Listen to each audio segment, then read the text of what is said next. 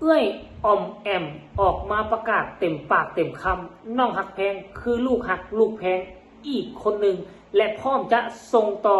สุดเพชรงามๆให้น้องหักแพงเอาไปต่อยอดเอาไปใส่ให้มันเกิดผลประโยชน์สูงสุด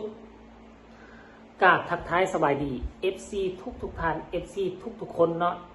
มาพบมาพ่อกับค่อยเจเบาแล้วอีกแล้วในคลิปนี้ท่านผู้ชมเป็นเรื่องราวข้อมูลข่าวสารเกี่ยวกับตัวน้องหักแพงอีกเส้นเก่าเส้นเคยท่านผู้ชมมันเป็นเรื่องราวคือแนวใดเกี่ยวข้องกับศิลปินผู้ใหญ่นางเอกประจำวงสองก็ว่าได้ท่านผู้ชมเนาะผู้นี้เป็นบุคคลที่ค่อยเคยเอ่ยถึงตลอดบอกว่าถ้ากรณีว่าบ่มีบุคคลนี้อยู่น้องหักแพงคือจะเป็นหนึ่งคือเรื่องการฟ้อนการรำการซื้อรูปแบบวัฒนธรรมออกมาเนาะเพราะว่าน่ะผู้นี้เป็นหนึ่งน้องหักแพงเป็นที่สองนอกจากสองคนนี้แล้วทั้งวงหนึ่งและก็วงสองบ่มีผู้ใดฟ้อนได้งามขนาดนี้จักคนเลยท่านผู้ชมเนาะทักทายสบายดีกันในช่วงบ่ายๆก็เป็นเรื่องราวข้อมูลข่าวสารเกี่ยวกับตัวน้องหักแพงอีกแล้วท่านผู้ชมคลิปหนึ่งก็หักแพงคลิปสองก็หักแพงเป็นอย่างจึงว่าหักแพงจึงมาแห้งช่วงนี้เพราะว่าน้องหักแพงกำลังทำความดีอยู่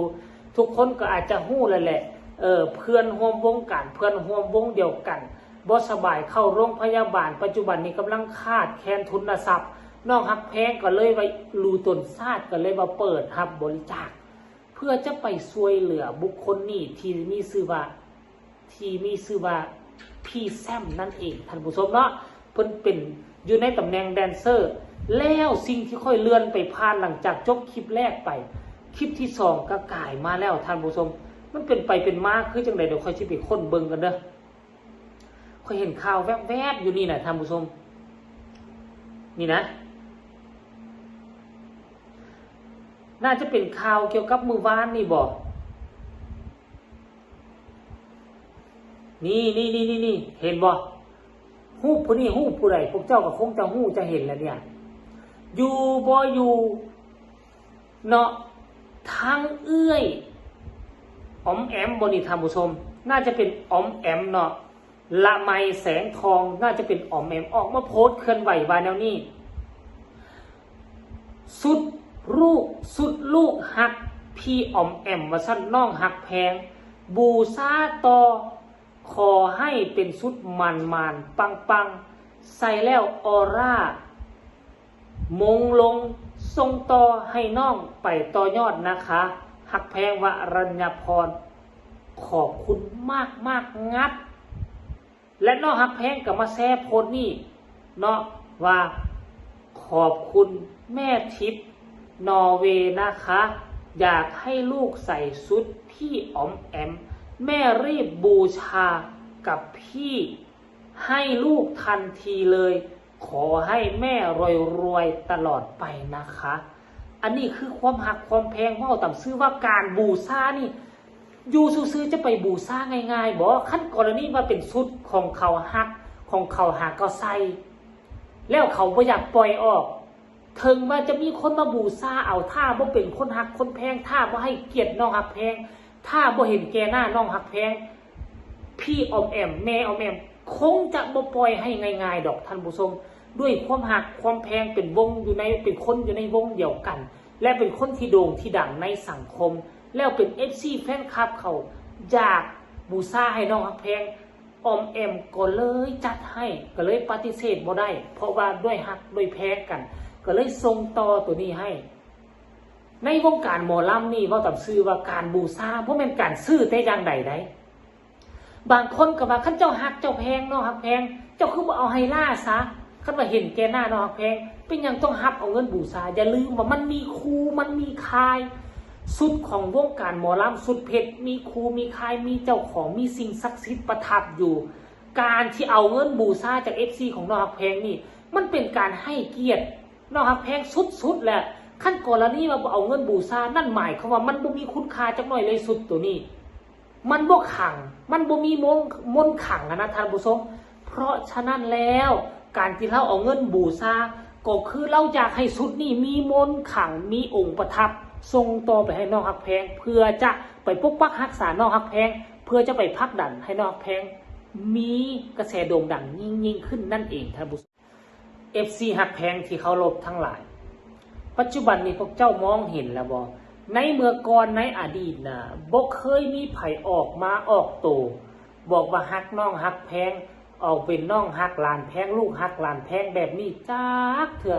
จนว่ามันก้าวเข้าสู่ปีนี้ปีที่เจเบาลาวเคยทำนายไว้ตั้งแต่ท้ายปีกายเข้ามาสู่ปีนี้ว่ามันจะเป็นปีทองของน้องฮักแพงแล้วก็จะมีแต่คนฮักคนหอมแล้วก็การงานจะลังไหลมาเทมานั่นเองมาสังเกตเบิ่งปีนี้ฮับงานนอกกับฮับแล้วถึกเซินไปหั่นถึกเซินไปงานนี้ก็มาแล้วท่านผู้ชมมีตามที่เจเบาเล่าไว้เป็นแท้แน่นอนแล้วที่สำคัญคนอยู่ในองค์กรเดียวกันคนอยู่ในวงน่ะพยายามเนาะปัจจุบันนี้เลี้ยงหน้ากันออกมากล่าวถึงน้องฮักแพงหลายขึ้นบอกว่าเป็นเพื่อนที่ดีเป็นหมู่ที่ดีบางคนออกไปแล้วก็ออกมาโพสต์เคลื่อนไหวขอบบุญขอบคุณถึงวีรกรรมอันดีงามของน้องฮักแพงเว้าด้านนั้นแหละเว้าด้านนี้ส่วนใหญ่แล้วเป็นเรื่องเล่าที่ดี 99% และมามื้อนี้ก็บ่คิดบ่ฝันว่าออมแอมจะออกมาประกาศเว้าแบบนี้ว่าสุดของลูกรักน้องฮักแพงลูกฮักผู้ใดที่ผ่านมาบ่เคยออกมาเคลื่อนไหวว่าเป็นลูกฮักหลานแพงแล้วนี่แต่ตอนน้องฮักแพงออกมาอยู่ในวง2ก็มีแต่ออมแอมนี่แหละเป็นผู้ไปถ่ายของถ่ายคลิปคนอื่นบ่กล้าดอกตอนนั้นมีแต่ออมแอมกับไอ้ตุ้ยบ่าวตุ้ยไปถ่ายนะท่านผู้ชมคนอื่นบ่กล้าย่านเกิดดราม่าแนวนั้นแนวนี้แหละก็บ่เข้าใจเส้นเดียวกันเป็นอย่างว่า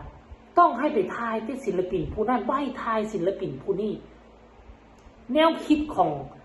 FC เป็นอย่างต้องอคติขนาดนั้นแต่ว่าบ่มีผู้ใดเว้าได้ FC ของศิลปินคนหนึ่งนี่น่ะ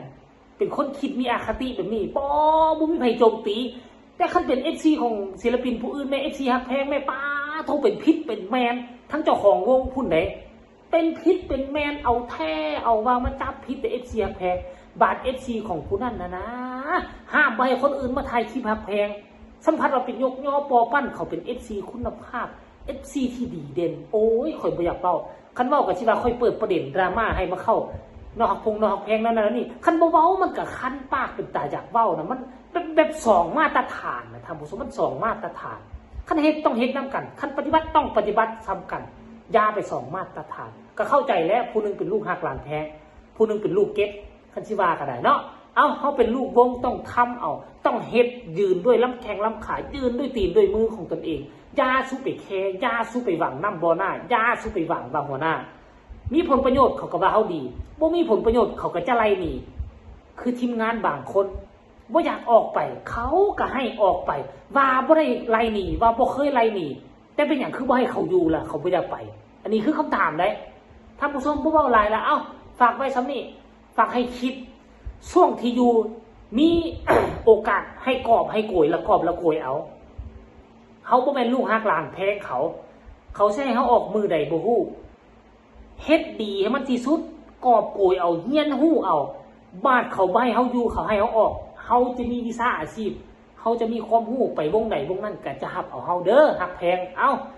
ฝากไว้สำนี้ฝากทุกคนกดไลค์กดแชร์กดติดตามเพื่อจะบ่พลาดในคลิปต่อไปที่สำคัญอย่ากดข้ามโฆษณาใครมีคำตำหนิที่ชมคำคิดคำเห็นก็ส่งมาใต้คอมเมนต์พบกันใหม่ในคลิปหน้าสำหรับคลิปนี้สบายดี